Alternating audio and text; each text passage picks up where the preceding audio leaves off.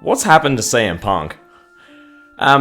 There's a guy who, in 2011, when I started watching, this was my favorite wrestler. This is the guy who, above all other wrestlers going around, I'm like, this guy resonates with me. This guy connects with me. I'm interested. I bought Punk posters, Punk t-shirts. I was wearing the Punk little wristbands as an 8, 9, 10-year-old. I was talking about CM Punk to my friends in the 4th grade and the 5th grade. I remember where I was for WrestleMania 28.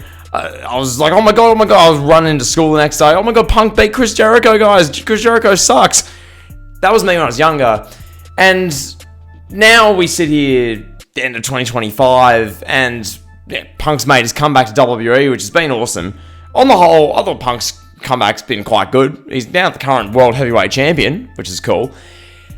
But why I make this video is because CM Punk isn't the same.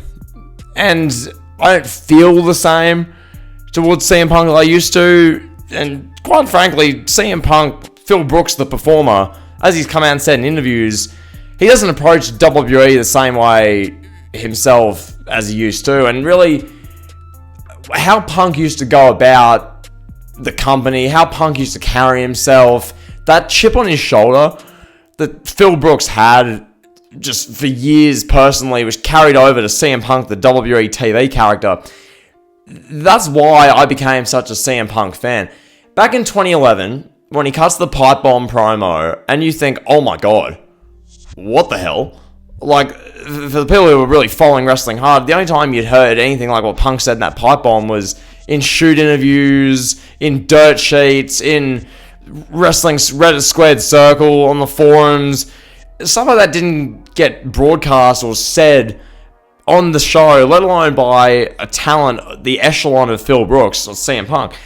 And then Punk went on the main event run, the 434-day title run that ended because The Rock had to play political chess and beat him at the Royal Rumble 2013, which I'll never forgive The Rock for. But Punk proceeds to have a great 2 and a bit years of main eventing. Then Punk burns out. Punk leaves.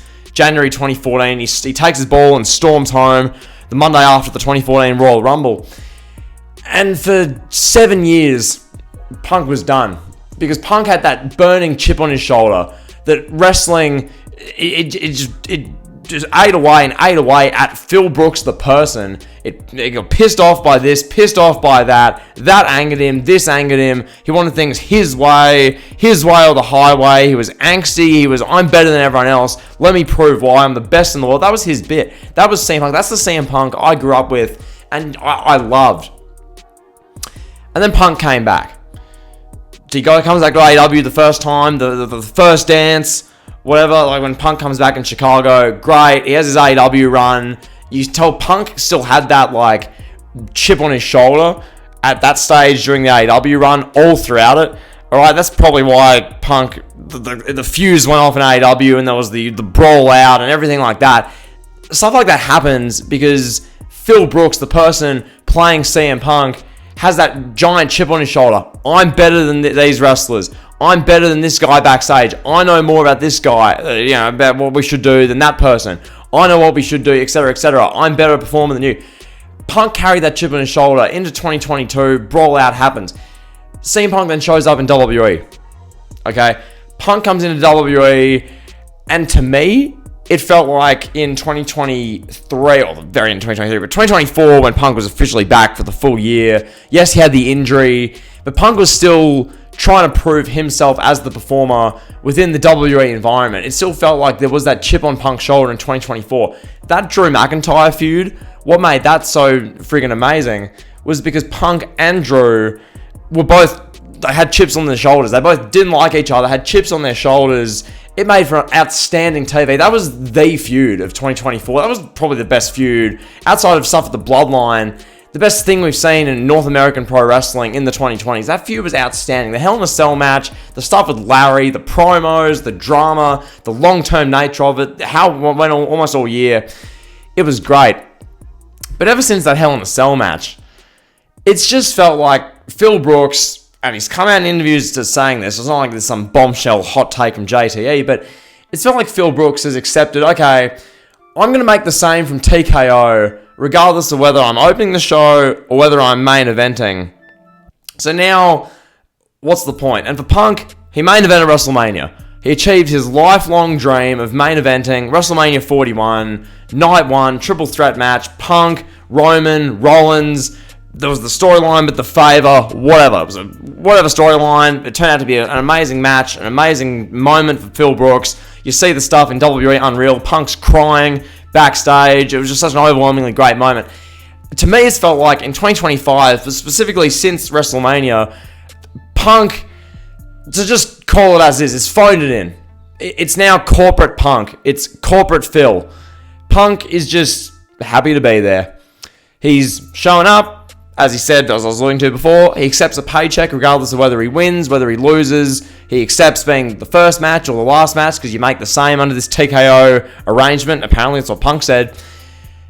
And now Punk just seems like he's there. To me, Punk now went from the chip on my shoulder, I need to main event WrestleMania, I need to prove I'm still the best, I need to prove I'm better than everyone, to I'm CM Punk, I'm here, I accept my paycheck, I get to pay the same whether I open, whether I'm the third match or the last match, or whether I'm not on the show at all. I make the same.